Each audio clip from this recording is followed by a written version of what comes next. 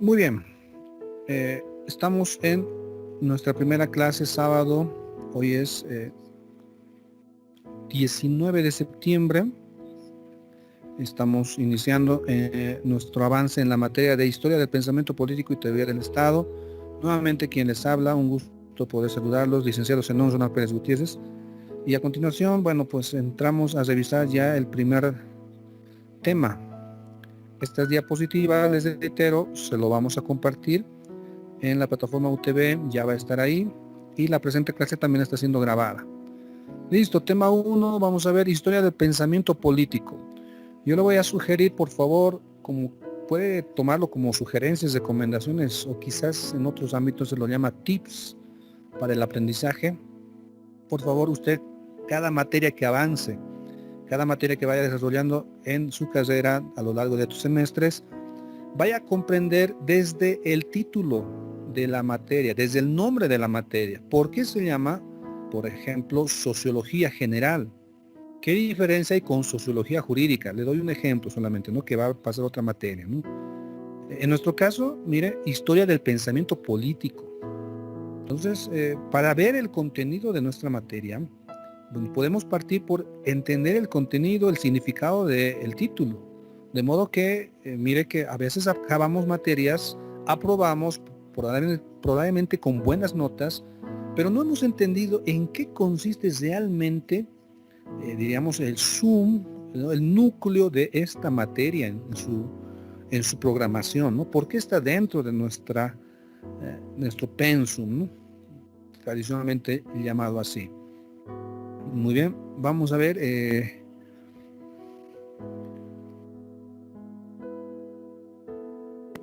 Permítame, voy a aquí borrar un poquito.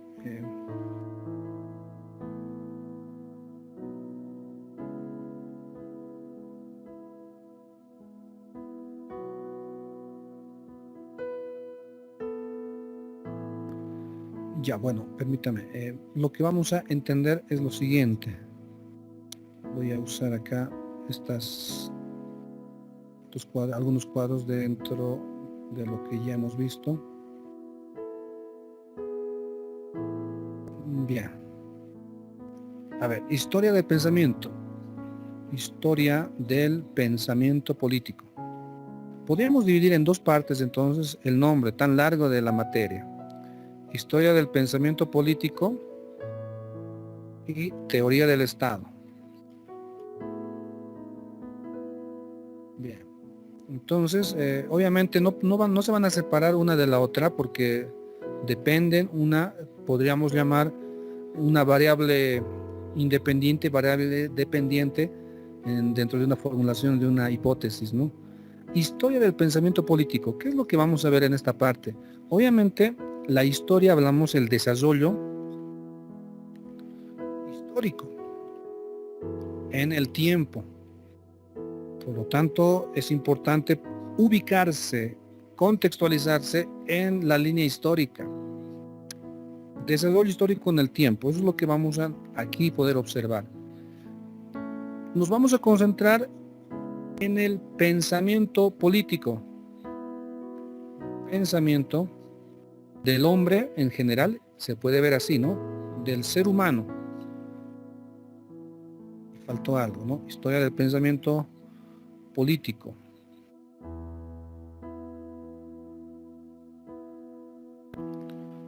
Así sería el nombre completo de esta primera parte, ¿no? Historia del pensamiento político. Vamos a ver entonces, analizar, usted debe comenzar a apreciar entonces el desarrollo histórico en el tiempo, porque el tiempo pues se lo estudia, se lo tiene que ordenar, sistematizar para que pueda ser un conjunto de conocimientos que nosotros llamamos, y no vamos a nosotros desarrollar en nuestra materia, por lo menos dentro de la universidad, no es el conocimiento empírico, ¿no? El conocimiento llamado también vulgar, que se lo va adquiriendo sin programación, de forma empírica en el diario vivir. Acá estamos queriendo tener el contacto con el conocimiento ordenado, sistematizado. Bueno, dentro de la historia también tenemos que aprender a manejar este conjunto de conocimientos ordenado y sistematizado para poder entender entonces el contenido de lo que queremos. ¿Qué queremos? Bueno, debemos tomar en cuenta el pensamiento del ser humano. Lo que usted piensa en estos momentos es muy importante, pero lo que usted piensa realmente, le voy a plantear como una pregunta. ¿Usted está seguro de que sus pensamientos están libres? Le cambio en otro sentido la pregunta. ¿Usted realmente tiene pensamientos suyos propios? Adelante, por favor. Ahí levantó la mano alguien. Puede opinar. ¿Somos libres en el pensamiento? O sea, no estamos hablando de libertad de expresión, porque eso es otra cosa. No, esa libertad de pensar, ¿usted está libre de todo? Adelante, estimado. Alguien levantó la mano. Sí, doctor. Mi nombre es Oscar Camacho. Sobre lo que usted pregunta, pienso de que todos tenemos un lineamiento sobre algo. Nacemos, por ejemplo, ya adoctrinados y conforme va pasando el tiempo nosotros adquirimos ya un razonamiento propio, independiente y diferente. Este raciocinio nos permite a nosotros disgregar las cosas, ¿no? De lo bueno, de lo malo y demás. Ahí podemos tal vez encontrar un pensamiento independiente de la línea que uno va obteniendo al comienzo, como le decía, ¿no? Entonces yo pienso que con el pasar del tiempo, uno ya puede tener un pensamiento libre, como usted lo plantea así, pero siempre en cierta forma es conducido por algo. Esa sería mi participación, doctor. Gracias, estimado. Muchas gracias. ¿Alguien Doctor, más levantó la sí, mano? doctor. Adelante. Básicamente el tema del pensamiento libre es relativo, ¿no? Porque está compuesto por un factor importante, donde el ser se está desarrollando, donde el ser humano se está desarrollando, ¿no? En qué ámbito, en qué situación, en qué cultura, en qué estatus, en qué, no sé, religión incluso. Entonces todo va conducido desde el nacimiento hacia un pensamiento ocasionado por el entorno, básicamente. Perfecto. Esto lo llamaríamos sociedad, porque el ser humano siempre se va a encontrar en sociedad y la sociedad expresa todas estas características, todos estos puntos que usted menciona, ¿verdad? Así que no estaríamos tan libres, ¿no? Desde el punto de vista de la sociología, se considera que el comportamiento del ser humano está condicionado y está forzado por el entorno social. O sea que nosotros nos desenvolvemos de acuerdo a la exigencia que la sociedad nos da. ¿Por qué nos vestimos de esta manera? Porque la sociedad pues nos ha guiado, nos ha dicho cómo hacerlo. Y claro que nosotros nos vamos dirigiendo, ¿no? Manejando, bueno, acomodando a esta forma, ¿no? Claro que al final podemos disfrutarlo también. Sin embargo, ¿qué tan libre está el pensamiento del ser humano? Es lo que vamos analizando en este caso, ¿no? Podríamos decir de que siempre está condicionado, ¿no? Creo que alguien más quiere, por favor, participar. Tiene la palabra. Doctor, mi nombre es Miguel Mercado. ¿Qué tal, mi estimado Bueno, Miguel? Un gusto. igualmente, doctor, igualmente. Bueno, la consulta de usted era genérica, ¿no? Decía si tenemos un pensamiento libre. Bueno, fisiológicamente pensamos libre, independientemente de la situación cultural o el contexto donde estemos. Bueno, nadie puede pensar por mí. Eso es, yo creo, el pensamiento libre. Bueno, ahora el pensamiento, como usted lo planteaba, que está restringido por nuestro entorno, obviamente que desde las tribus, como dice usted en las presentaciones que tienen las primeras formas, desde las tribus, los gens, las clases, ya se han ido restringiendo estos pensamientos. Por ejemplo, en las tribus, en la forma de cazar, o sea, uno asociaba su pensamiento al grupo, ¿no? Cómo debía vivir, cómo debía convivir. Entonces yo creo que sí hay un pensamiento libre, fisiológico quizás, o biológico, y también sí hay un pensamiento restringido a partir de las formas de convivencia sociales, de estructuras sociales. Doctor, eso es lo que puedo comentar. Muchas gracias. Perfecto, usted divide como en dos áreas, ¿no? Un área personal, diríamos, en la que uno toma decisiones pese a que pueda ser influido, guiado, pero al final uno toma una decisión, ¿no es cierto? Claro. Ese tipo de pensamiento entonces, que lo vamos a, gracias mi estimado, poner acá como una subclasificación. Acá le vamos a poner, mire, con otra flechita. Este es el pensamiento personal, lo vamos a poner personal o individual. Personal, individual. Nosotros dentro de nuestra materia no nos vamos a concentrar en este ámbito, ¿no? Personal, individual propiamente, porque esta quizá es estudiada más a profundidad por la psicología, por ejemplo, ¿no? El comportamiento del ser humano. En otras áreas tal vez se estudia, ¿no? A la persona. Por ejemplo, un celular. Cuando sacan al mercado, al comercio, el celular, lo hacen pensando en el individuo, en la persona. ¿Cómo le gusta el celular? ¿Qué características? Bueno, y ahí le presenta el producto y la persona pues es estudiada en ese aspecto, ¿no? Un vehículo, ¿qué características? Bueno, el sonido y todos aquellos servicios que nos brindan, aquellos bienes de comercio que vienen a satisfacer necesidades individuales, personales, probablemente son temas dentro de un área más amplia que nosotros quizá no la vamos a tomar propiamente, algo vamos a revisar, porque es necesario también conocer al ser humano, pero más lo vamos a ver al ser humano dentro de lo social. Entonces, dentro de la sociedad vemos de que hay una fuerte presión, ¿no? En el pensamiento.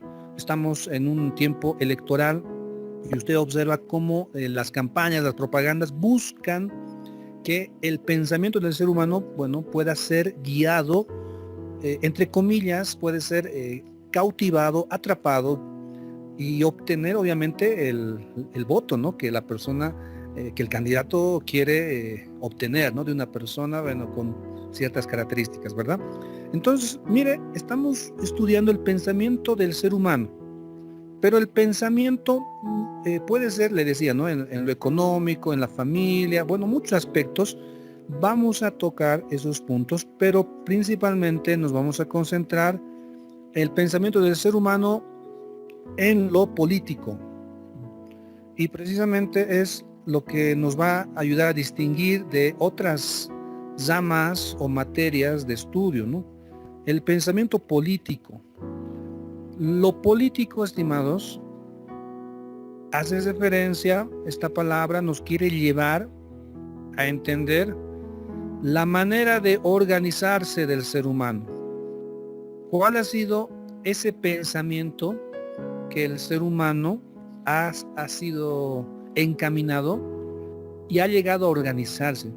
En otras palabras, hoy tenemos presidente, vicepresidente, tenemos una asamblea legislativa, diputados, senadores, tenemos 4 poderes, bueno, llamados órganos de poder. ¿Cómo es que hemos llegado a esta realidad? Si volvemos atrás, por ejemplo, usted recuerda la idea de un rey, y como que hoy también vemos en algunos países, allá en el viejo mundo, que todavía tiene la figura de un rey.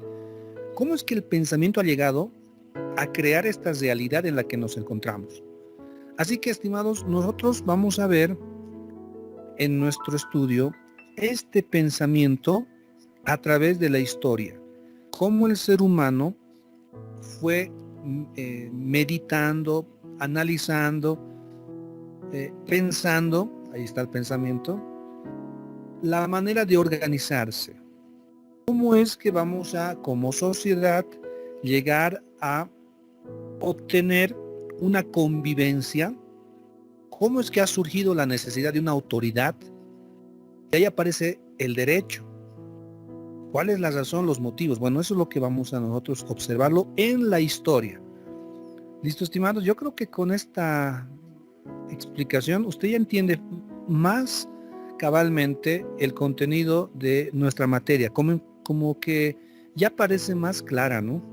Incluso ya va a ser más sencillo porque ya está siendo encaminado en el desarrollo de nuestra materia. El pensamiento político no lo vamos a estudiar solamente de hoy entonces, sino en el desarrollo histórico en el tiempo, referente a lo político, a cómo se ha organizado el ser humano en sociedad. Ahora le estamos sumando aquí una siguiente parte, teoría del Estado. Como el ser humano va pensando en lo político, al final, en la historia también, no vamos a separar esta situación, va a establecer formas de estados. ¿Qué clases de estados son las que vamos a nosotros revisar? Le voy a citar algunas. El Estado, en realidad la teoría del Estado es cómo nace el Estado, cómo se ha formado el Estado. Bueno, parte del pensamiento político. El ser humano piensa de una manera, así vamos a organizarnos.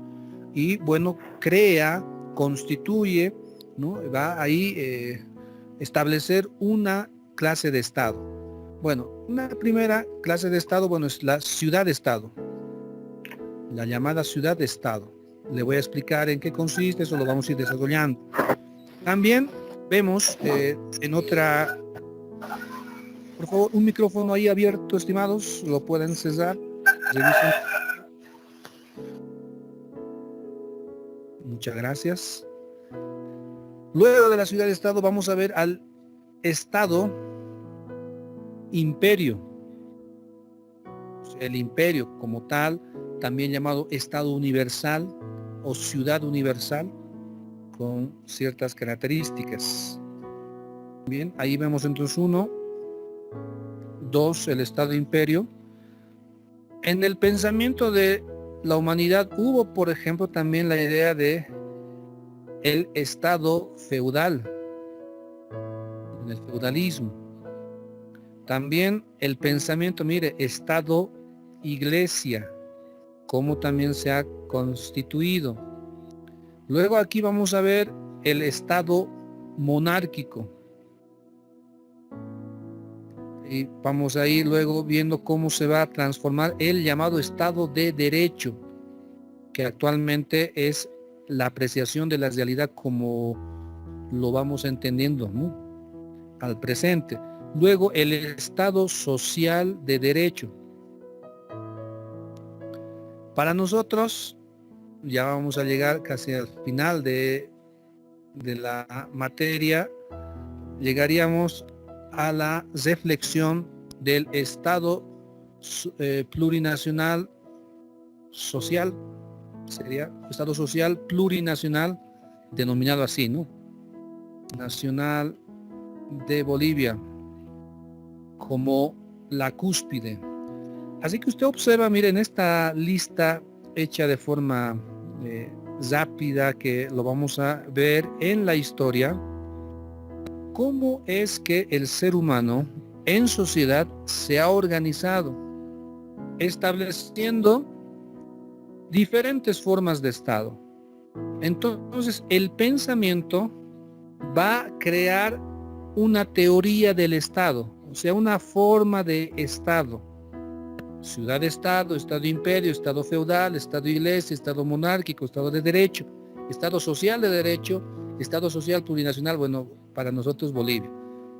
Usted entonces, al momento de estudiar el pensamiento del ser humano en sociedad, también va a poder observar cómo ha construido un sistema jurídico, una realidad jurídica política, que puede ser un Estado imperio. Cómo es que el imperio griego, el imperio romano, principalmente el imperio romano, que ha sido de gran impacto, ¿no? Cómo es que el imperio romano ha sido pues la que ha mostrado, ¿no?, su hegemonía imperial, y ha transmitido pues, ¿no?, toda una concepción ideológica al mundo occidental. Eso es lo que vamos a observar y analizar, y comenzaremos a observar también las dificultades que tenían en las diferentes formas de organización. Aquí nos vamos a detener en Estado social de Derecho, plurinacional de Bolivia también, pero analizando o meditando respecto a qué es lo que vendrá más adelante. Puede ser que el pensamiento cambie, obviamente, ¿no? ¿Cómo es que el pensamiento cambia? ¿Será que el pensamiento podemos nosotros controlarlo? Bueno, eso lo vamos a analizar, lo vamos a meditar, ¿no? En el avance. ¿Listo, estimados? Bueno, aquí tenemos una breve introducción. También se ha cortado, voy a... ¿alguien levantó la mano? Quizás alguna dama, creo que por ahí, estimados, si es que no estoy tomando en cuenta, por favor, pueden tomar la palabra, estimados. Adelante, alguien que quiere opinar y levantó la mano, alguien, Alexander. Disculpa si es que no los hemos tomado. Estimada Sonia, adelante. Doctor, muy buenas tardes. En cuanto al pensamiento libre, realmente, como usted decía, estamos enmarcados, es decir, no tenemos un pensamiento libre. De pronto, como seres humanos, siempre vamos a ir, voy a repetir la palabra, pensando en el bienestar de cada uno de nosotros, tal vez luego el bienestar de la sociedad. Entonces, ¿a qué quiero llegar? El ser humano, obviamente por la imperfección y lo demás, ¿no es cierto? Y que presenta, obviamente, dependiendo a el tipo de sociedad, en el tipo de sociedad que vive. De pronto está enmarcado en normas y reglas, tanto en la familia, en la sociedad y lo demás. Entonces, nuestro pensamiento al 100% no es libre. Seguramente de pronto personalidades, incluso los cuales nos gobiernan, también tienden a tener un pensamiento de pronto en bien suyo. Pocos tal vez pensarán en bien de nuestra sociedad. Entonces, para mí no existe un pensamiento libre. Gracias. Muchas gracias, estimada. Y la historia también nos va a dar esa posibilidad, ¿no? De pensar u opinar de esa manera. Vamos a observarlo, vamos a tener ese criterio, ¿no? De poder reflexionarlo. Gracias, estimada. Ahí veía el nombre Alexander.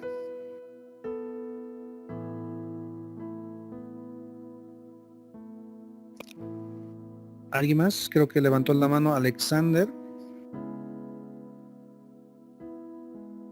Bueno, vamos a estar atentos. Si es que hay algún momento, alguien levanta la mano, yo voy a estar también atento a ver si quiere alguien también compartir. Es muy enriquecedor sus opiniones y participación.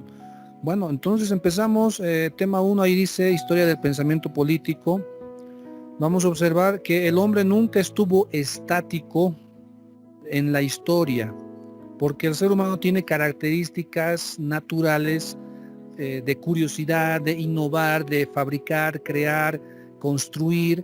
Nunca está quieto, estimados, ¿no es cierto? Esta es una característica que a nosotros nos permite distinguirlo de la demás especie de organismos vivos en nuestra realidad.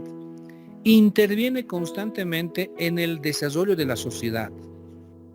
Usted, por ejemplo, podría analizar, somos la única especie que se organiza con esta característica llamada estado.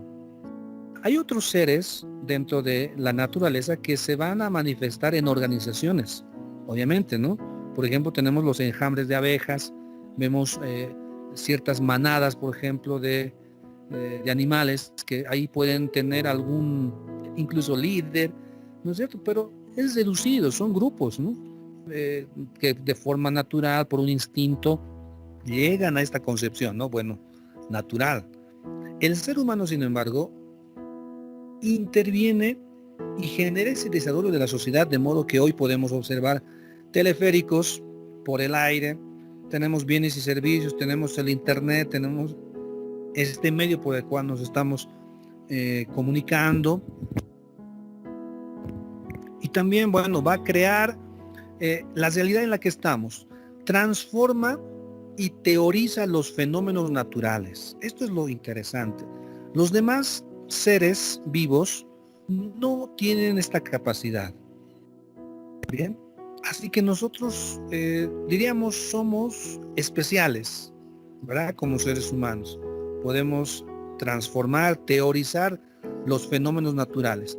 Obviamente dentro del desarrollo histórico, la concepción de la ideología, bueno, ha tenido que atravesar muchas dificultades, ¿no? Para alcanzar, diríamos, el uso de la razón. Sin embargo, ya desde tiempos antiguos, había esta concepción filosófica de la realidad tratando de alcanzar respuestas, ¿no es cierto? Bueno, veía un rayo, quizás un relámpago en el cielo, la forma de teorizar quizás ligado hacia las divinidades. Hoy para nosotros ya el rayo es un fenómeno natural y nadie se asusta, aunque tal vez algunos por ahí. Bueno, el ser humano entonces ha construido sociedades, mire, civilizaciones. En la historia está la arquitectura, está el arte, está la manera de expresar que tiene el ser humano en todo lo que les rodea. Usted camina por la Plaza Murillo, bueno, todo eso ha nacido del pensamiento de una sociedad organizándose, siguiendo las corrientes ideológicas. Y hoy también seguimos las corrientes ideológicas. El ser humano desde el principio entonces siempre tuvo la curiosidad, siempre tuvo, hablamos desde el tiempo de la prehistoria, ¿no? Momentos en los cuales el ser humano puede empezar a usar aquellos medios que tiene alrededor, teoriza, decíamos, ¿no? Observa la naturaleza ahí que le va rodeando, de modo que de esta manera va a estar construyendo toda una concepción ideológica de su mundo alrededor, ¿no es cierto? Usted, por ejemplo, debe tener algunos parientes, algunos tenemos, ¿no? Abuelos, tíos, papás ahí, que todavía tienen una concepción quizá un tanto metafísica, ¿no? De ciertos fenómenos de la naturaleza, ¿verdad? Bueno, se va manteniendo todo aquello. Por ejemplo, si ve un rayo, lo analiza y se pregunta de dónde viene. Esa es una de las cualidades del ser humano. Busca siempre explicaciones del mundo que les rodea. Usted va a hacer trabajos de investigación, así que la universidad, el sistema educativo busca que el estudiante, el universitario, pueda desarrollar esta capacidad que tenemos de forma natural. Las explicaciones. Yo lo voy a llevar a un aspecto. Mire, yo estoy tratando de realizar un trabajo en otro lugar, una pequeña investigación de cómo es que los minibuses aquí en la ciudad de La Paz han tenido bastante éxito. Éxito en el sentido de que hasta hoy han crecido en cantidad, son bastantes minibuses. Las características que son diferentes, por ejemplo, a Cochabamba, ¿no? Que son diferentes a Santa Cruz, a Beni. Aquí no tenemos, por ejemplo, los mototaxis, es diferente, ¿no? ¿Qué ha influido? Bueno, serán las calles estrechas, hablo de la hollada, ¿no? Especialmente, ¿no? La ciudad de La Paz, una hollada que no permite, pues, que, por ejemplo, un bus Pumacatari pueda subir, pueda trepar hasta la última casa, no puede. Antes, bueno, los micros solamente, nos vamos más atrás, tranvía para ciertos sectores solo, bueno, pero ahora los minibuses, más que los taxis, ¿por qué? Bueno, será por su tamaño, ¿no? Es muy compacto, que le permite subir, bajar, poder atravesar esquinas, llegar hasta ciertos lugares donde un micro, un bus no puede subir, no puede llegar fácilmente. Bien, ¿y cómo es que ha crecido? ¿Cómo? Bueno, eso es lo que es investigar. Tratamos de encontrar las razones y su impacto en lo económico, su impacto en lo social e incluso en nuestro tema, su impacto en lo político también. En el derecho también, ¿no es cierto? Porque ya genera actividades dentro de lo laboral, por lo tanto el derecho tiene que cubrir esta actividad, ¿no? Protegerlo. También actúa de la misma forma el ser humano cuando surge el Estado. Cuando el ser humano entonces se organiza en sociedad, va a establecer pensamientos para estructurar, crear un Estado. Se pregunta, analizamos también, ¿no? ¿Cómo es que aparece el Estado? ¿En qué momento? ¿Cuáles son sus elementos? Esa capacidad de reflexión que tiene el ser humano, por lo tanto, lo va a ir usando, empleando de forma constante, ¿no? En el tiempo, y lo va a plasmar en obras, en libros, en escritos que nosotros lo vamos a estudiar también, ¿no? Muy bien, dentro de los fenómenos o instituciones de la sociedad, la más poderosa y universal es el Estado, porque el Estado va a estar presente en cualquier civilización humana, que se presenta en todas las sociedades humanas atrasadas o adelantadas. Siempre el ser humano va a tener una manifestación de característica social y se va a organizar y va a estructurar sistemas jurídicos. En lo que hoy, por ejemplo, vemos alrededor es un sistema jurídico político. Sistema porque está estructurado en base a varios elementos que se van a interrelacionar y que buscan obtener el fin, ¿cierto? Bueno, satisfacción de las necesidades, alguien podría decir, ¿no? Así ellas hayan llegado a cierto grado de evolución histórica o no, siempre va a expresarse en una sociedad. En esta sociedad están incluidos todos los seres humanos convertidos en gobernantes y gobernados.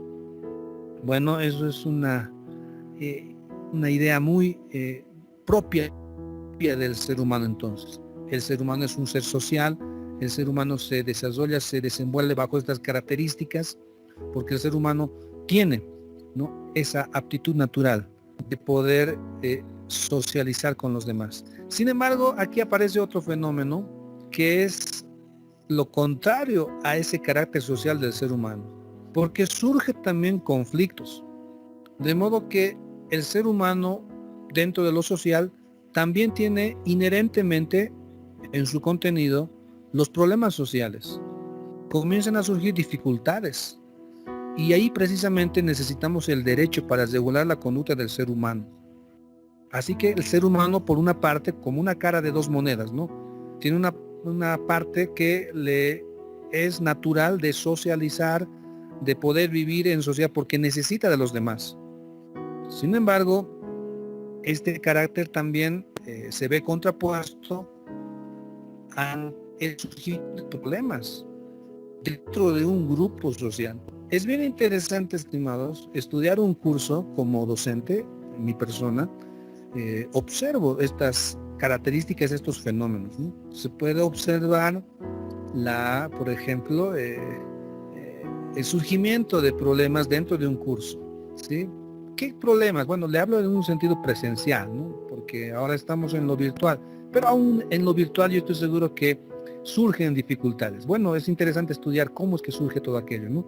Bueno, en un curso, en lo presencial, normalmente surge una dificultad por el toma. Ese es un problema común que he podido observar, que hay un estudiante que conecta su celular al equipo, bueno, ahí está conectado, pero lo deja mucho tiempo, y hay un estudiante que quiere conectarlo, pero está lleno, o no puede, no tiene espacio, así que pide que el otro lo retire, y porque le dice que ya está mucho tiempo, que todos tenemos el derecho de usar de la misma igualdad, ¿verdad? Ese pensamiento que tiene, bueno, le lleva a que surjan problemas también.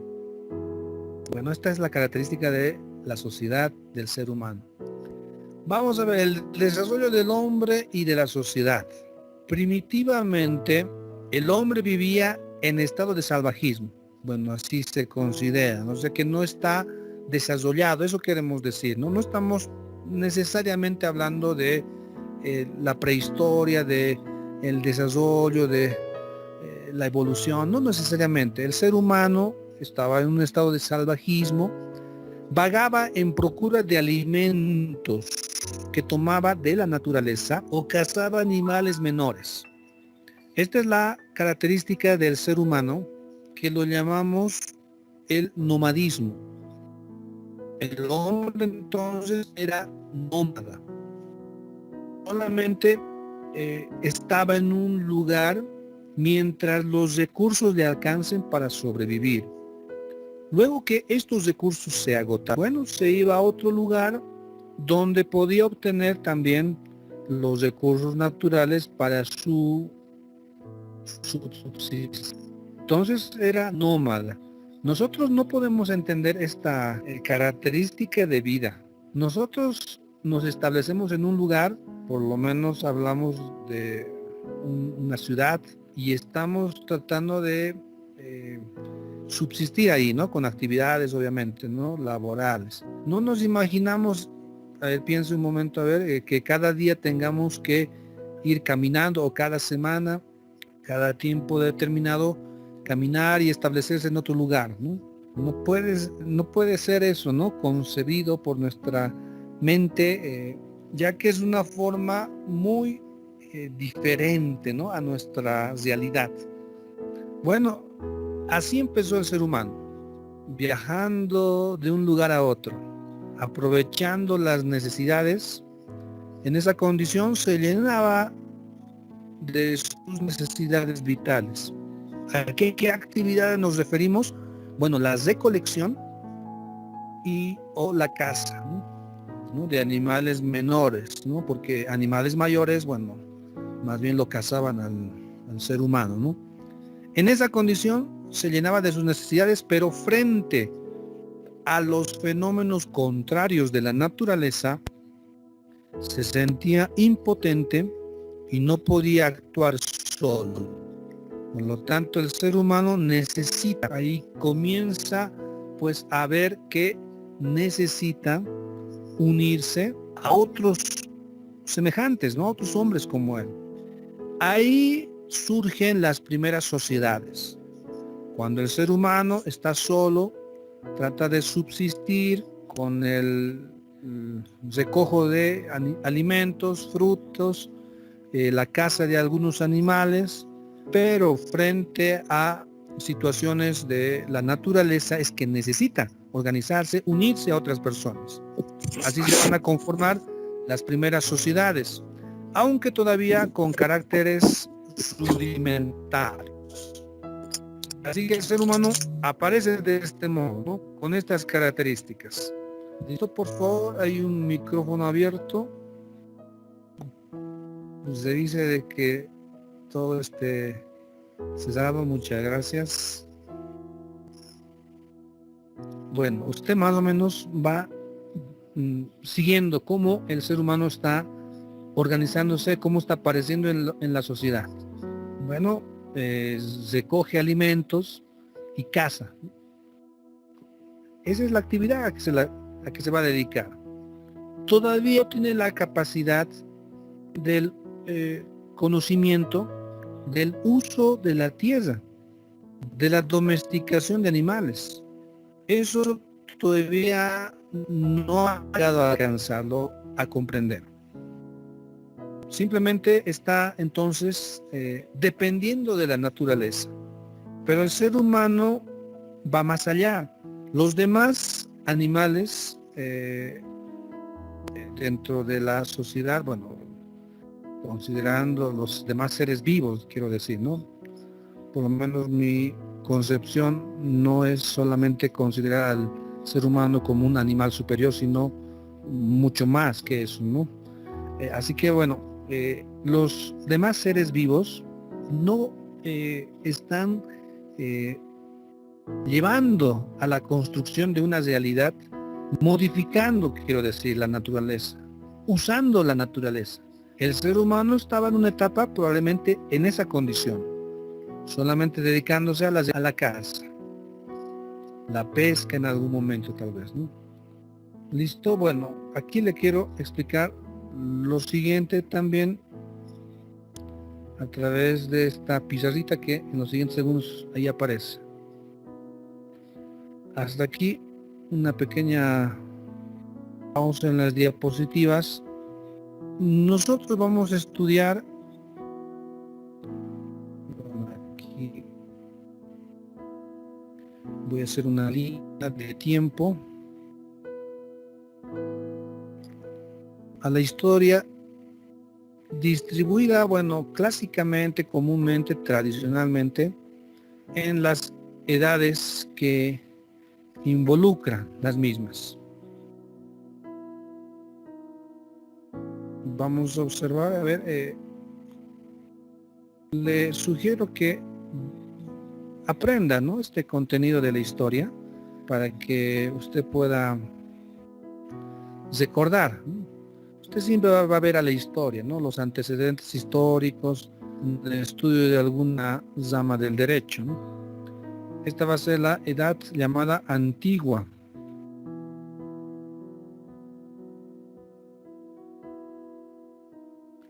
Aquí tenemos la edad media.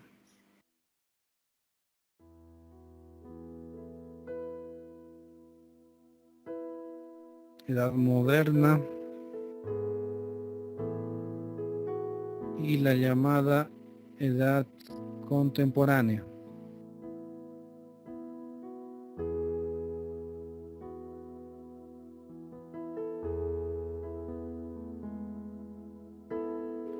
Edad antigua, edad media, edad contemporánea. Bueno, como le decía, estamos llevando el estudio a un nivel de estudio científico, es decir, el conocimiento ordenado, sistematizado. Una de las dificultades que tenemos en el aprendizaje universitario y en todo nivel también, ¿no?, es que sabemos muchas cosas, pero no están ordenadas. Es decir, que tenemos un conocimiento muy desordenado. Si usted llega a poder ordenar esa información, bueno, va a ser un buen punto para alcanzar a obtener o a desarrollar el conocimiento científico, ¿no?, conjunto de conocimientos ordenados, sistematizados, metódicamente obtenidos y que, bueno, buscan explicar una realidad de la vida. Edad antigua. Bueno, en la edad antigua vamos a observar a Grecia. Grecia, estimados. Estamos hablando del ser humano. Bueno, en la edad antigua tenemos el pensamiento griego. Los griegos, estimados, han venido a influir grandemente al mundo occidental. De modo que Grecia es importante para nuestra realidad actual, tanto en el pensamiento como en las palabras, por ejemplo, que han influido bastante al mundo occidental, ¿no? Entonces, el mundo occidental, voy a resumir solamente así, ¿no?, el occidente, ahí estamos nosotros, pues, ¿no?, en este mundo occidental. Tenemos a los siguientes personajes en Grecia. Tenemos a Sócrates, tenemos a Platón y tenemos a Aristóteles. Son los clásicos, ¿no?, filósofos. Bueno, también lo vamos a estudiar, necesitamos estudiarlos, ¿no? Inevitablemente, bueno, gran parte del pensamiento de estos filósofos han influido. Le voy a dar un ejemplo, ¿no? Aristóteles hablaba de la función de gobierno y hablaba de las funciones ejecutiva, legislativa y judicial. Bueno, es la concepción que hasta hoy más bien, guardamos dentro de lo que conocemos como órganos, poderes del Estado, ¿no? Bueno, que le hemos añadido un cuarto poder, pero que en nuestra concepción no puede faltar estos tres, ¿no? Ejecutivo, legislativo, judicial. Así que Aristóteles lleva para esa dirección. Luego vamos a ver en la Edad Antigua a Roma. Bueno, Roma lo vamos a ver en lo que es el imperio, con su característica más importante. Para nosotros, muy necesario entender también lo que es el derecho romano, que usted lo va a estudiar en otra materia.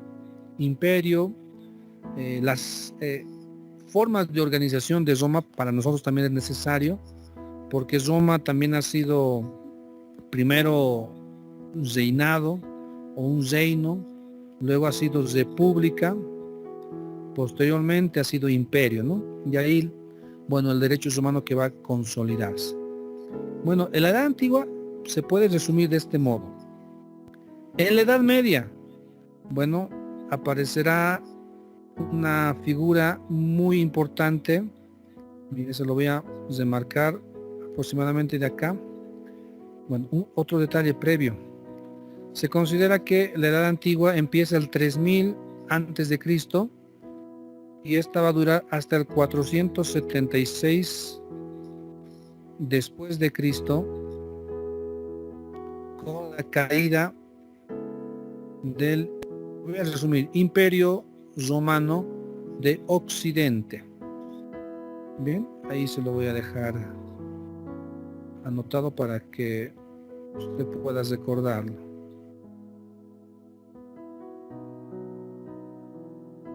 Muy bien, bueno, estos datos, estimados, no están en sus diapositivas, ¿no? Lo estamos desarrollando en clases y constantemente vamos a hacer eso, ¿no? 476 después de Cristo, caída del Imperio Romano de Occidente. Ahí sería el final de la Edad Antigua. La Edad Media va a durar hasta 1453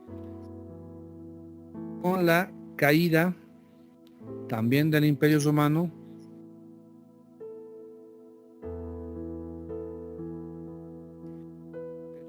pero de Oriente 1453. Hasta ahí va a durar el tiempo de la Edad Media. La Edad Moderna, bueno, va a llegar hasta 1789. Es la Revolución Francesa, que va a marcar también un cambio dentro de la estructura del pensamiento político y jurídico también. Esta división se la puede entender en nuestro mundo occidental, estimados, porque el Oriente, bueno, se ha desarrollado con otras características.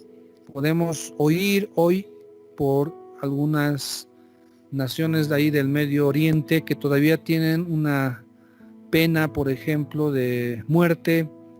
Hay castigos, las mujeres no pueden andar con el rostro descubierto fácilmente.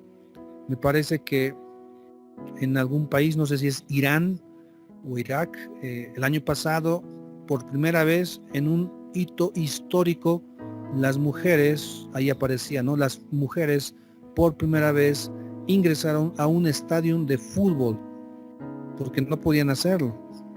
¿Qué le parece? Es otra sociedad, es otro mundo. Mientras que acá hay bastante libertad, ¿no? Para las mujeres, ya han obtenido derechos, obviamente que se ha logrado este avance, ¿no? Pero en otros lugares, vemos el Oriente, la concepción ideológica todavía se mantiene con otras características. Bien, así que en la Edad Antigua estudiamos a Grecia, estudiamos a Roma. ¿Qué es lo que vamos a estudiar en la Edad Media? Bueno, vamos a ver el feudalismo como propio modo de producción dentro de esta etapa. Sin embargo, aquí va a aparecer un fenómeno que va a trascender, que va a ser el cristianismo. El cristianismo, estimados. Ahora, el cristianismo, bueno, se va a extender desde el 313, es una fecha aproximada, en la cual el cristianismo ya entra como pensamiento hegemónico, un pensamiento que ya va a venir a ser dominante, quiero decir, ¿no? Eso es lo que principalmente me refiero, ¿no? Bueno, usted ya tiene una noción de este contenido. Vamos a ver esto mismo en nuestras diapositivas, ¿no? La primera sociedad en aparecer es la tribu. Claro, vamos a la Edad Antigua. La tribu aparece con esas características, ¿no? De una familia, probablemente relación de parentesco. Pequeños grupos de hombres conviven compartiendo alimentos. Los hijos y las mujeres todavía sin establecerse, están compartiendo los hijos y las mujeres y todavía sin establecerse en un territorio fijo. Se mantienen como nómadas. Simultáneamente, ahí vamos a observar que simultáneamente van a surgir, pues inevitablemente, porque esto es inherente también a la sociedad, los primeros conflictos. Bien, surgen, bueno, se mantiene el ser humano todavía sin establecerse territorialmente. Una primera característica. Siguiente es que surgen primeros conflictos. Los conflictos que son inevitables muchas veces y que usted en derecho prácticamente pues nos encargamos de resolver estos problemas de acuerdo al sistema jurídico que está establecido. Entendemos que una constitución política del Estado como la máxima normativa positiva que va a regir todo este espacio, ¿no? De territorio que nosotros conocemos como Estado Plurinacional de Bolivia. Bueno, uno quiere comer más que otros, así surgen los primeros conflictos. Luego hay disputa de ciertos privilegios sexuales, apareciendo de este modo la necesidad de autoridad. Bueno, en el ejemplo que le daba, que he podido observar en un curso de la universidad, bueno, esto es común, ¿verdad? En todos los cursos me refiero, ¿no? El uso de ciertos equipos al momento de conectarlos en el tomacorrientes. No podemos llegar a poder ocuparlo todos los estudiantes. Bueno, y tristemente en un curso habrá quizás dos tomacorrientes o uno solo. Bueno, entonces ahí surgen dificultades. ¿Qué necesidad entonces ahí comienza también a mostrarse? Bueno, la necesidad de una autoridad. Así que seguramente algún estudiante, una dama o algún varón, algún caballero, seguramente se pone al frente y dice, bueno compañeros, necesitamos aquí organizarnos respecto al uso de el tomacorrientes. Por lo tanto, a ver, ¿qué sugieren? Bueno, ahí ya se puede observar una necesidad de autoridad. Necesitamos organizarnos para solucionar esos conflictos que han surgido, porque en la sociedad se puede observar una inherente condición de conflictos también, de surgimiento de problemas, bueno, que podemos hablar bastante, ¿no? De cómo surgen los problemas, pero que nosotros tenemos que solucionarlos dentro del derecho, según el sistema jurídico, ¿verdad? No según la venganza propia, la justicia por mano propia. Eso no es parte de nuestro sistema. Tenemos que seguir el sistema jurídico de acuerdo a las normas, a las leyes. Eso es lo que nosotros vamos a estudiar, ¿no? Y usted se dedicará a alguna área dentro de la sociedad. Muy bien. Vamos a continuar aquí observando. Por lo tanto, estimados, entendemos que un grupo social siempre va a tener conflictos. ¿De dónde nace? Bueno, eso nosotros lo comenzamos a reflexionar, la búsqueda por tener más tierras, más dominio, la ambición, la codicia, bueno, todas esas características que también lo tiene el ser humano en sí mismo. ¿No es cierto? Bueno, usted se va a ocupar de estudiar todos estos elementos. En el momento en que aparece la autoridad, surge el primer esbozo de lo que será el Estado. Muy bien. Entonces, ya tenemos ahí como la idea, los primeros elementos de lo que es el Estado. Para entender al Estado, entonces, vamos a ver lo siguiente. Tenemos la población, o sea, los seres humanos, ¿no? Población, un grupo de personas. Luego, porque este grupo de personas tienen problemas,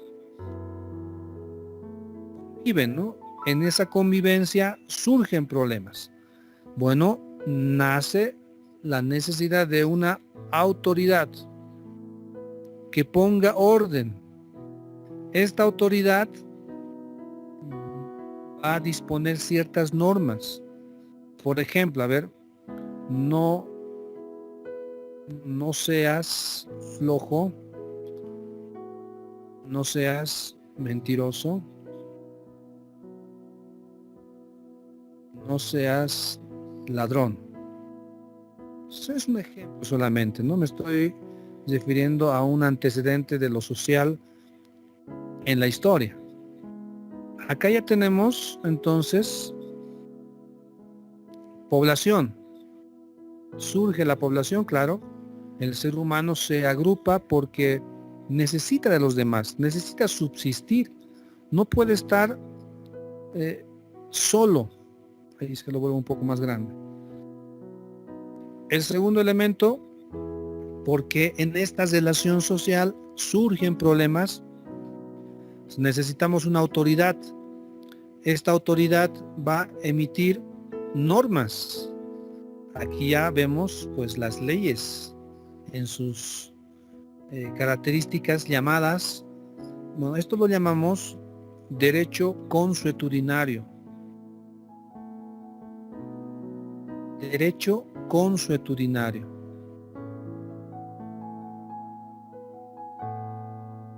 Quiere decir, bueno, un derecho basado en las costumbres. Todavía no hay un derecho positivo, no hay un derecho escrito, pero ya hay una autoridad que da sus leyes, que impone sanciones incluso, ¿no es cierto? Bueno, miren, entonces aquí vamos a observar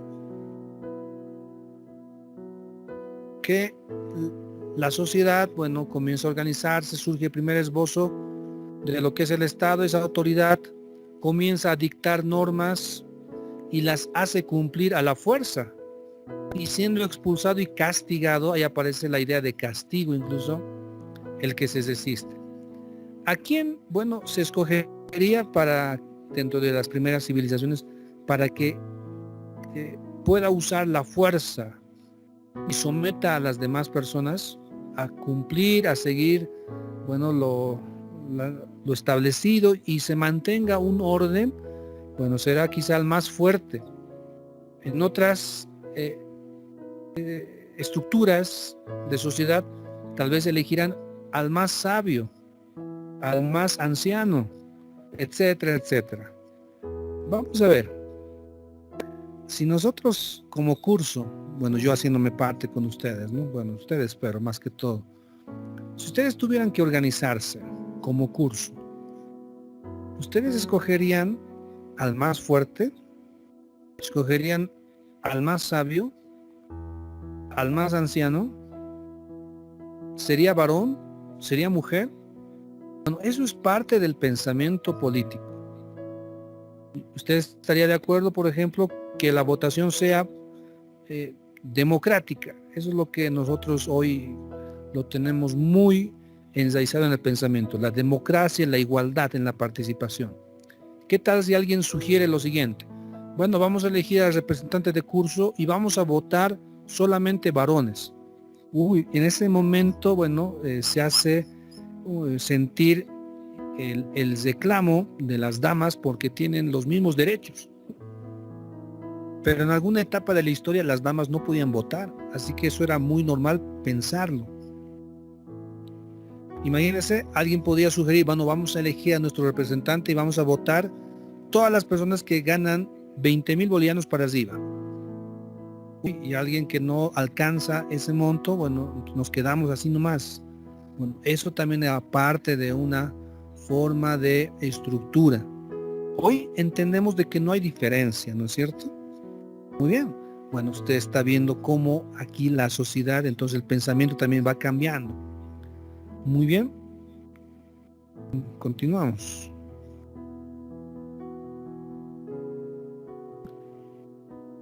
Más tarde, al encontrar tierras fértiles y cercanas a arroyos y ríos, la tribu se establece fijando los límites de su área territorial. Bueno, esto entonces se va a sumar. Ya hay población, ya hay una autoridad. Bueno, aquí va a surgir el territorio. el espacio físico, ¿no?, que ocupa esta población, el espacio físico donde van a organizarse. Entonces, este es el tercer elemento de la formación, la aparición del Estado. Población, el ser humano se agrupa en sociedad porque necesita de los demás para poder subsistir. La autoridad, dando leyes porque han surgido problemas dentro de esta sociedad. El tercer elemento, el ser humano comienza a tomar dominio de la producción agrícola, por lo tanto, ya no va a depender de la naturaleza en la recolección y la caza solamente, comienza a dedicarse a la producción agrícola, de modo que ya domina el tiempo de la cosecha, de la siembra, de la obtención de los productos. Por lo tanto, ya se va a establecer, se vuelve sedentario, ya se establece en un lugar fijo donde va a desarrollar la actividad agrícola, la crianza de animales, domesticación de los mismos. Esta es la característica del ser humano, que va a cambiar, usar la naturaleza para satisfacer sus necesidades. Muy bien, estimados, ¿qué les parece? Bueno, hasta acá estamos viendo estas características dentro del desarrollo en la historia de la sociedad en lo que entendemos por Estado. Usted entonces verá al ser humano ya agrícola, ya domesticando animales, ya no es necesario ir vagando de un lugar a otro. Podríamos ver de que aquí empieza a aparecer esa idea de propiedad de bienes raíces. Aquí puede usted tener algún antecedente tal vez para poder entenderlo. La tribu sigue su desarrollo y serán el clan, gens, y aquí aparece nuestra primera organización principal, estimados. No nos estamos deteniendo a estudiar las tribus, clans, gens, que bueno, se lo podría ver en un estudio de la organización del ser humano, un estudio de antropología. Nos estamos concentrando en lo político jurídico. La primera aparición entonces de una forma de organización muy relevante es la ciudad-estado, donde el ser humano se desenvuelve socialmente. ¿Dónde aparece esta ciudad-estado? Bueno, en la antigua Grecia. En la antigua Grecia, por lo tanto, se va a observar la aparición de esta ciudad-estado. Bien, la antigua Grecia entonces. Llegan a su plenitud y los límites son los de la ciudad. ¿Qué es una ciudad-estado? Podríamos pasar por alto este concepto o esta teoría de un primer estado. Sin embargo, yo le pido que hagamos un esfuerzo por entenderlo. Ahí hay una imagen que usted más o menos puede observarlo. Para nosotros, lo que observamos acá quizás se va a asemejar a una zona e incluso quizá más reducida. Usted observa que en esta ciudad, porque esta es una ciudad, porque cuando nosotros queremos entender el concepto de ciudad-estado como hoy son las ciudades o como hoy son los estados, ahí tenemos una gran dificultad. Porque un estado, a nuestros ojos, está compuesto por millones de habitantes. El territorio de un estado, pues, involucran miles de kilómetros. Así es nuestra concepción. Por ejemplo, ahí tenemos los países de alrededor, ¿no? Brasil, Argentina, Perú. Nos vamos más allá. Tenemos Estados Unidos, Inglaterra en Europa, Alemania, España y todos estos países que tienen millones de habitantes, miles incluso millones de kilómetros cuadrados que involucran su estado. Sí, ¿verdad? Entonces, nosotros no podemos concebir fácilmente este concepto de ciudad-estado. Ciudad, por ejemplo, mira acá, Ciudad de La Paz, más de 1 millón de habitantes, es un territorio tan amplio que no podemos recorrerlo en un día. Bueno, usted ya sabe a lo que me refiero, ¿no? La Ciudad del Alto, por ejemplo, igualmente más de 1 millón de habitantes. ¿Se imaginas recorrer toda la Ciudad del Alto, darle una vuelta? No se puede, no podemos acabar, es tan extenso. Por lo tanto, usted debe tener en mente que cuando hablamos de ciudad-estado griega y las ciudades-estado que se han organizado o que han aparecido, tienen esta característica más o menos como la observa. Es una ciudad que debe tener más o menos, ahí podemos ver tal vez unas 20,000 personas, 25,000 personas, no es más. Los límites, como observa, pues alguien puede estar en este lugar habitando, bueno, puede venir, yo creo que en media hora ya puede llegar hasta acá, caminando. Ahí estoy haciendo, ahí estoy usando un marcadorcito. ¿Cuánto tiempo puede tardar una persona en dar una vuelta a esta ciudad? Yo no me imagino que sea imposible. Yo creo que puede ser tal vez en unas 2 horas, a lo mucho, caminando muy lento, podría dar vuelta a toda esta ciudad. Bueno, esa es la característica, estimados, de la ciudad-estado, que se mueve bajo un territorio reducido. Bolivia, por ejemplo, le decía, ¿no? Son miles de kilómetros. ¿Usted se imagina poder dar una vuelta a toda Bolivia? No se puede. Entonces, nosotros tenemos que entender una ciudad-estado así, con estas características.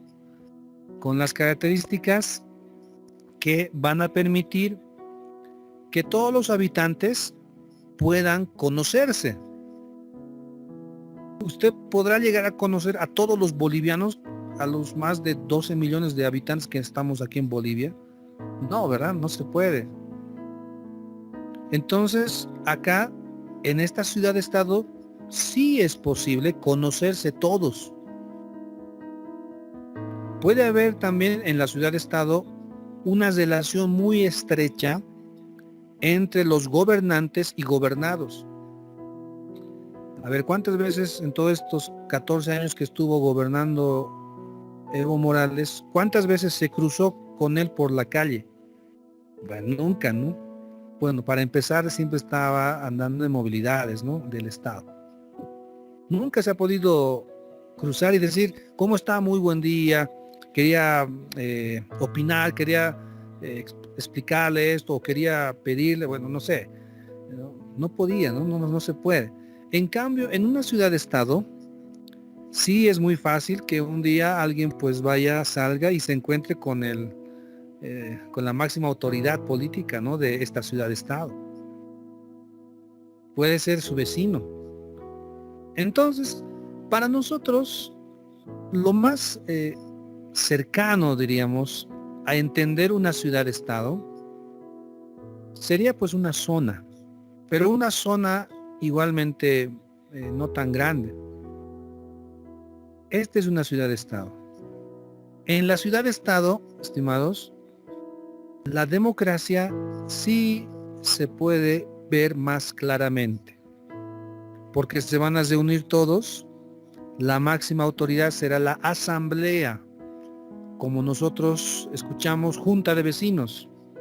Bueno, algo similar. Aquí en nuestro sistema, por ejemplo, hablamos de democracia. Bueno, aquí ya le planteo un criterio mío. Nosotros hablamos de democracia, la democracia que viene a ser la democracia que viene de Grecia. Pero esta democracia en Grecia se aplicaba en lo que usted está observando en una ciudad-estado. En una ciudad-estado, entonces, es muy fácil poder tener una relación social expresado en una autoridad máxima que es la asamblea. Nosotros hablamos, por ejemplo, de un referéndum, cuando hablamos de democracia, ¿no es cierto? Hablamos de un cabildo, hablamos de un plebiscito, que son figuras que van a venir de Grecia, pero que no se pueden aplicar y que han sido acondicionados a nuestro tiempo. Porque usted se va a dar cuenta, bueno, que tenemos una gran falencia en este término democracia. Nosotros elegimos a los diputados, pues, de nuestra circunscripción. Los diputados de nuestra circunscripción, para empezar, ni siquiera vivían en la zona. No sabíamos quiénes son. Se han venido de otro departamento incluso. Y cuando son elegidos por el color de partido, llegan a la asamblea y no nos representan, porque de la circunscripción fue elegido como representante nuestro, ¿no es cierto? Y cuando están allá en la asamblea, ¿será que están llevando nuestra voz, nuestra voluntad, nuestras decisiones? Para nada. Nunca más lo hemos vuelto a ver. Quizá en la calle en tiempos de propaganda electoral venía, saludaba a las personas, ¿no? Yo soy el tal persona de la circunscripción número tal, apóyeme, mis propuestas son estas. Bueno, es elegido y nunca más vuelve a la zona. Termina el mandato, se va a vivir a la zona o al departamento que vivía. Algo no está bien, ¿no? Sin embargo, acá en la ciudad-estado sí se puede aplicar esto con mayor facilidad, porque es una población reducida, el territorio es reducido, sus normas se aplican dentro de esta ciudad-estado. Bueno, ¿qué le parece? Esta es la primera idea de ciudad-estado que usted debe guardar, que debe recordar, por favor. Así que Grecia va a expresar, Atenas, por ejemplo, la ciudad-estado como organización autónoma. Este es un estado. Ahí, como usted lo observa, pequeño, sus normas están ahí, su población, sus autoridades. La asamblea de pater familias, o sea, de jefes de familia, se reúnen y eligen a sus autoridades, toman decisiones. Bueno, acá sí podemos hablar de democracia. En cambio, hoy no es tan clara esa democracia, porque no nos están representando, no están expresando nuestra voluntad, aquellos que en algún momento los hemos confiado, tal vez, ¿no? La votación. Más tarde, como hemos visto en la línea histórica, aparece Alejandro Magno, que conquista Grecia y la mitad del mundo. Entonces aparece el concepto de Estado-imperio. El Estado-imperio, estimados, es diferente. La ciudad-estado pequeña, en cambio, un imperio es un territorio vasto. Ya no hay la idea de democracia, es un sometimiento. El mayor exponente en cuanto a esta forma de organización que hubo es o fue el Imperio Romano. Los límites territoriales del imperio eran los límites del mundo, o sea que no tenía límites. Era conquistar el resto, ¿no? A los bárbaros de otros territorios. Esta concepción de Estado-imperio es diferente totalmente, ¿verdad?, a una ciudad-estado. Una ciudad-estado pequeña, reducida, las personas muy importantes, absorbidas por el Estado, ciudad-estado. En cambio, en el Estado-imperio no interesa quiénes son, cuántos son. Lo único que nos interesa es que puedan pagar su tributo y punto, los sometidos, ¿no? Los esclavizados. Este fue el imperio, ¿Con quién se inició esta concepción? Bueno, Alejandro Magno, bueno, que entendemos el mundo occidental, así que la concepción de un territorio vasto. Hoy podríamos tal vez entender dentro de la organización que hoy tenemos, bueno, que somos un territorio muy amplio y que nuestros gobernantes prácticamente no saben cómo estamos, ¿no?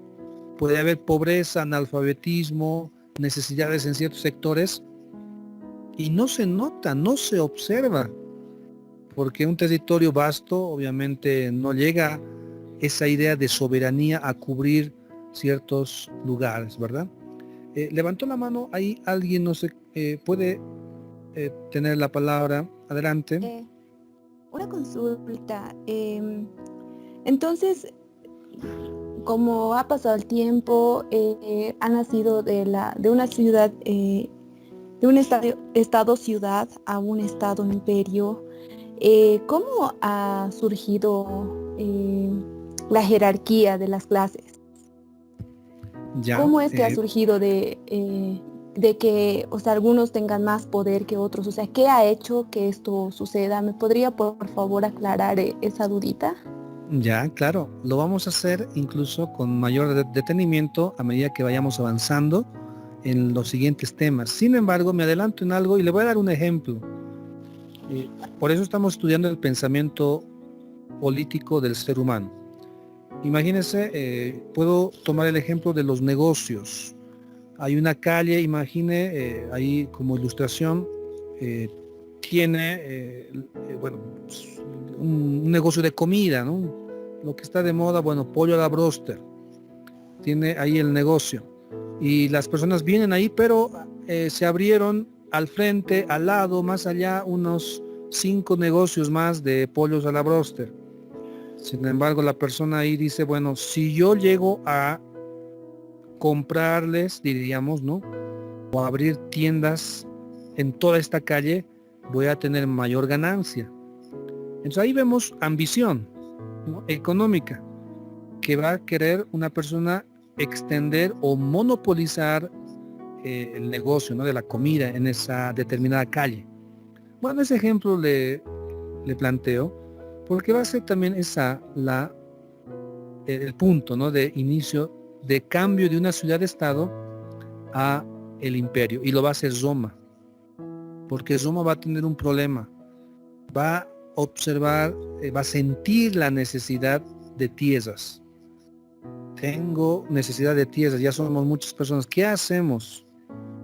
Bueno, ahí surge esa idea de expansión. ¿Cómo va a ser? Bueno, conquistando a ciudades-estado pequeñas. Conquista una ciudad-estado pequeña, bueno, ya tiene más territorio y los conquistados se convierten en esclavos. Mire qué interesante negocio es ese. Hoy hablamos en algo similar, tal vez hablando de tierras, de avasallamiento. Están loteando terrenos, dicen, ¿no? Alguien va, se acomoda en un lugar, vive ahí mucho tiempo, lo hace suyo el lugar y se hace suyo otros terrenos más y lo vende. Bueno, esa es una manera muy interesante de generar economía, ¿no? Ambición.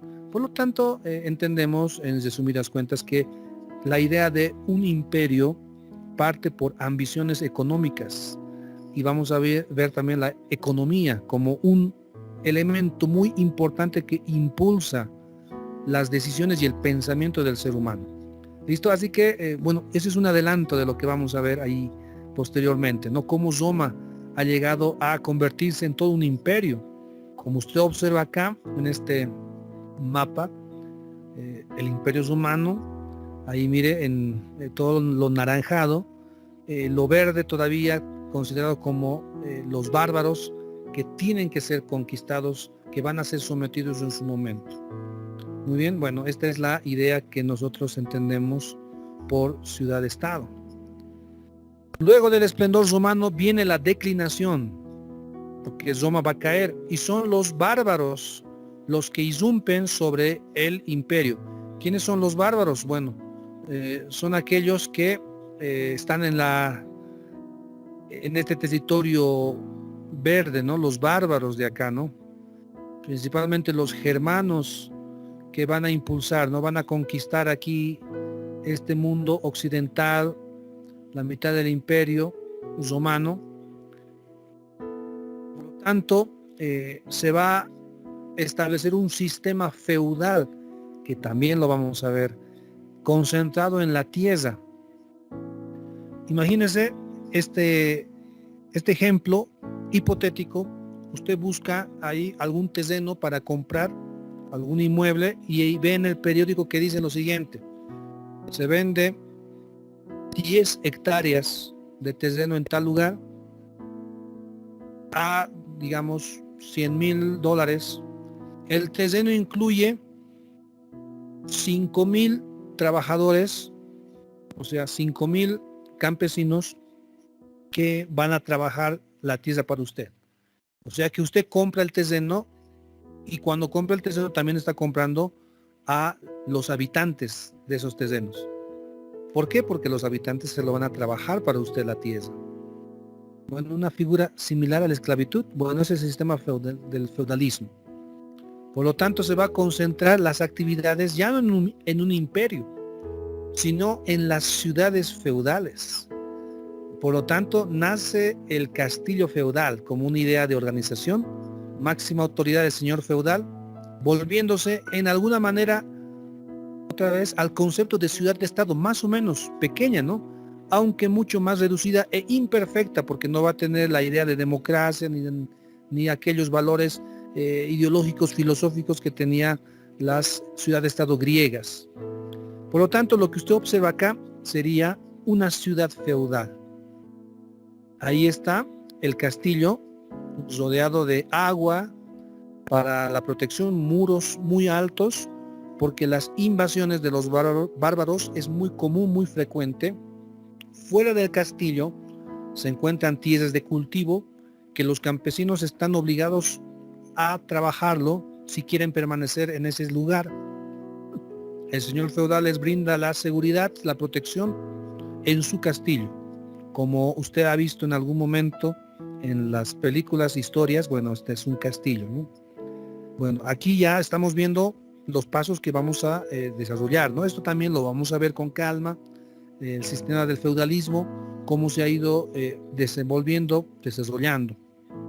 Muy bien, usted ahí está observando la producción agrícola de la tierra es la más importante, por esa razón hablamos de un feudalismo. Feudo es tierra, ¿no? La producción de la economía se mueve en la tierra. Por eso estamos ya viendo que el interés económico es tan fuerte que guía el pensamiento del ser humano, establece realidades, sistemas jurídicos, y que nosotros vamos a tener ese criterio, ¿no? Para que podamos salir de la idea del desconocimiento de la realidad del sistema jurídico, de un sistema político. Muy bien. De la asociación de señores feudales surge el estado monárquico absolutista. O sea que va a surgir posteriormente la concentración del poder en una persona, que va a ser el rey. El rey que va a tener todo el poder, lo que hoy llamamos ejecutivo, legislativo, judicial, pero concentrado en una persona, el rey. Esto para luchar contra el poder de lo que es la iglesia, que dará lugar al surgimiento de los estados-nación. Aquí hay un término nación. La nación, que lo vamos a ver ahí adelante, como surgimiento de los países europeos, que hoy lo entendemos, ¿no? Inglaterra, Alemania. Bueno, en Latinoamérica ha sido diferente. Bolivia no ha nacido como un estado-nación. No ha sido una nación, pues somos como hasta hoy, bueno, la Constitución de alguna manera intenta reconocer eso, plurinacionalidad. Somos varias nacionalidades. En cambio, en Europa son naciones, un estado-nación concentrado en una nación que ha predominado probablemente a otras y que se ha mantenido y que se ha establecido como un estado. Muy bien, eso también lo vamos a ver ahí adelante. Por último, estimados, ya para acabar esta primera clase, Esta primera clase, como está usted observando, es un panorama, una introducción a todo lo que vamos a ver. Lo que ahora estamos viendo lo vamos a desarrollar en todas nuestras clases. Sobre el origen del Estado aún se debate en la actualidad. ¿Cuál fue el origen del Estado? Aquí tenemos algunas ideas que a usted le puede ayudar a tener un criterio también. La teoría marxista sostiene que el Estado aparece cuando el hombre crea la propiedad privada, con el fin de defenderla. Entonces, cuando aparece la propiedad privada, dice según esta teoría, que aparece el Estado. Otras corrientes sociológicas parten en la creación del Estado en base a las necesidades naturales y sociales del individuo. Por lo tanto, el individuo tiene necesidades, sí, tiene necesidades, y tiene que suplirlas, sí. ¿Cómo lo va a hacer? Bueno, ahí tiene que aparecer el Estado. Esa es una propuesta, teoría corriente sociológica. Otros afirman que el Estado es de origen divino. Significa que Dios ha creado al Estado. Las leyes y la autoridad dando lugar a una forma de gobierno teocrático, en la cual Dios está estableciendo los estados, ¿no? O un estado. El gobernante hacía todo lo que hacía, bueno, en el nombre de Dios. Teos quiere decir Dios, gracia, kratos, gracia, gobierno, sería el gobierno ejercido por Dios. Esta es una postura también, ¿no? Las más importantes teorías sociopolíticas aceptan el nacimiento del Estado con la aparición de la autoridad. Nosotros hemos estudiado esto. ¿Por qué surge la autoridad? Por los problemas que han surgido en el grupo social. Los límites territoriales. Los límites territoriales aparecen cuando el ser humano se vuelve sedentario. Ya no va vagando de un lugar a otro, sino se concentra en un lugar determinado. Y también, dice esta corriente sociopolítica, por la naturaleza social del hombre, lo que da lugar a los componentes o también llamados elementos esenciales del Estado. ¿Cuáles son los elementos esenciales del Estado? Población, territorio y gobierno. Nosotros le hemos llamado al gobierno autoridad, como aquella que va a traer el orden dentro de lo social a través de su normativa. Entonces usted observa ya un criterio de cómo el Estado ha surgido. Ahí las corrientes que nos tratan de explicar este fenómeno. ¿Cuáles son los componentes de un Estado? Clásicamente son estos tres: población, territorio, gobierno. ¿Qué es la población? Es el grupo humano que habita un territorio determinado, que acata las leyes emanadas por la autoridad. Territorio, extensión geográfica, el espacio físico donde se asienta una sociedad y dentro del cual se ejerce autoridad. Gobierno es la autoridad que con poder hace cumplir las leyes por medio de los mecanismos coercitivos dentro de un determinado territorio. Le quiero explicar lo siguiente.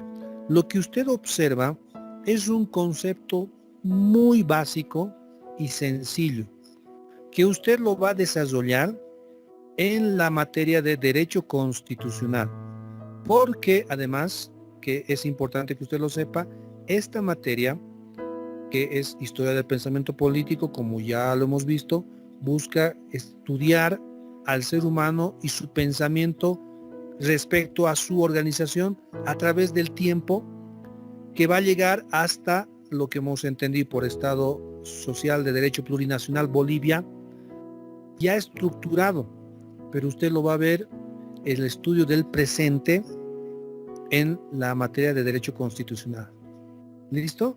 O sea que nosotros estamos viendo esta estructura de sociedades, estados del pensamiento humano en la historia, pero el presente usted lo va a estudiar en la materia de Derecho Constitucional. O sea que para entender derecho constitucional necesita entender el desarrollo que ha tenido el Estado, el ser humano en su organización a través del tiempo. Por lo tanto, población, estimados, no solamente ya va a ser un grupo de personas en un territorio. Esa respuesta, estimados, le puede llevar a serios problemas porque es muy simple. ¿Qué sucede? Imagínense, un grupo de personas solamente en el territorio, pero bueno, ¿qué tal si hay personas que están sobrevolando en un avión en un determinado territorio? ¿Son parte de esta población también de este estado? No, ¿no es cierto? La población involucra un término más amplio dentro del ámbito jurídico, que se puede expresar que son personas que han nacido en nuestro territorio, pero pueden ser también padres bolivianos que han tenido un hijo en otro país, pero por el derecho de sangre pueden ser también bolivianos. ¿Qué pasa? Un extranjero que está en nuestro territorio, ¿es parte de la población? ¿Qué derechos tiene? ¿Qué características? Muy bien. Bueno, este concepto de población, por lo tanto, se tiene que ampliar, pero para una primera introducción, acá nos va a dar esta idea, estimados. ¿Está bien? Así que, en otras palabras, no debe quedarse con estos conceptos de definiciones de población, territorio, gobierno. Tiene que ampliarse, mejorarse, explicando los aspectos jurídicos. Territorio también, no solo es el suelo, porque imagínense, tenemos embajadas en otros países que vendrían a ser parte del territorio boliviano, bajo la ficción del derecho. Usted aquí conoce embajadas de Brasil, embajadas de Estados Unidos, y ellos tienen una total autonomía, ¿no?, legal dentro de su terreno, ¿no?, ahí en la embajada respectiva. No podemos acá como bolivianos, ejerciendo autoridad a través de nuestros mandatarios, ingresar sin el permiso. Se consideraría como una violación a la soberanía de un Estado. Prácticamente se entiende como invadir a un Estado si es que sucediera aquello, ¿no es cierto? Entonces, el concepto de territorio también va más allá. Imagínense también cuando un barco está navegando ahí, ¿a quién le pertenece o bajo qué territorio está navegando? Bueno, será de acuerdo a la bandera. Así que el territorio jurídicamente amplía su definición aún más. El Estado es sin duda la más universal e importante institución social. Concepto de nación y Estado, vamos a hacer una diferenciación. Nación es un grupo social, Estado también es un grupo social, pero la nación se caracteriza porque tiene orígenes, tradiciones, costumbres y leyes, idioma y hábitos comunes. Esta palabra, por favor, son comunes, que se caracteriza que la población tiene en común estas cualidades. En cambio, un Estado es la agrupación de personas asentadas en un determinado territorio, sujetas a un ordenamiento jurídico que regula el funcionamiento de los órganos dotados de poder. En esta definición o concepto de Estado, estamos introduciendo los tres elementos: personas, territorio y gobierno. Claro, con otros nombres, ¿no? Población, territorio, gobierno, ordenamiento jurídico, que vendría a ser una definición de Estado. Un Estado puede ser, una nación puede ser Estado, sí. Una nación puede ser un Estado. O sea, una sola nación, un solo origen, una sola tradición, un solo idioma puede ser Estado, sí. Por eso Bolivia no puede ser un Estado-nación, porque Bolivia no tiene un origen, una tradición, más bien somos plurinacionales. Tenemos varios idiomas, orígenes ha sido distinto, la costumbre es distinta, bueno, es diversa. La idea de Estado-nación se la puede entender en un concepto allá en el viejo mundo, en el cual se han organizado después de la caída de Roma, y los grupos bárbaros, los vándalos, se han comenzado a organizar y han surgido los Estados-nación. Los germanos se volverán lo que es Alemania, los francos se volverán Francia, etcétera, etcétera. Bien. Es la confluencia de varias nacionalidades, pero aquí está mal, en la confluencia de varias nacionalidades o una nación que constituye un Estado con sus tres componentes de población, territorio y gobierno. Acá también podemos entender al Estado de esa manera. Pueden ser varias nacionalidades. Un Estado puede ser nación o un Estado también puede ser plurinacional. Puede tener varias nacionalidades. Fuentes del pensamiento político. ¿Cuáles son? Bueno, la historia, como usted está viendo, vamos a ver bastante de historia. Vamos a observar el pensamiento de la realidad que se ha distribuido en la línea de tiempo que nosotros necesitamos también estudiarlo, conocerlo. Los periodos caracterizados por hechos con determinada tendencia, las tendencias que lo vamos a estudiar también, que dan lugar a las ideas acerca del Estado. La historia muy importante entonces para estudiarlo. Filosofía, claro que sí, porque el pensamiento se va a concentrar en pensamientos o tendencias ideológicas que se van a formar en base a la más fuerte para nosotros, la cultura griega. Pero también muy fuerte ha sido el cristianismo. Nuestra sociedad es una suma de cristianismo con filosofía griega, obviamente con las características nuestras también, ¿no? La filosofía tiene que detenerse necesariamente en el fenómeno de la convivencia política de la sociedad, o sea, en el Estado, de donde se extraen ideas relativas al pensamiento político. La filosofía muy importante también. Otro de los recursos que nosotros no vamos a poder ya alcanzar a revisarlo es la literatura, ¿no? Porque en la literatura antigua muestra, ¿no? En estos géneros describen, exploran situaciones de convivencia humana que se basan en esa realidad social en la que se encontraba. Literatura es muy importante entonces. Usted puede leer literatura y ahí observa la organización, el pensamiento político de una sociedad. Problemática del pensamiento político. ¿Cuál es el problema? Bueno, se resume de esta manera, que no podemos determinar precisamente la aparición y extensión del Estado como tal.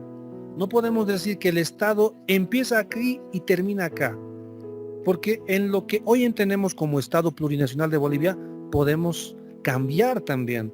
Puede aparecer otras formas de organización. Así que no podemos determinar. En cambio, por ejemplo, 2 más 2, 4.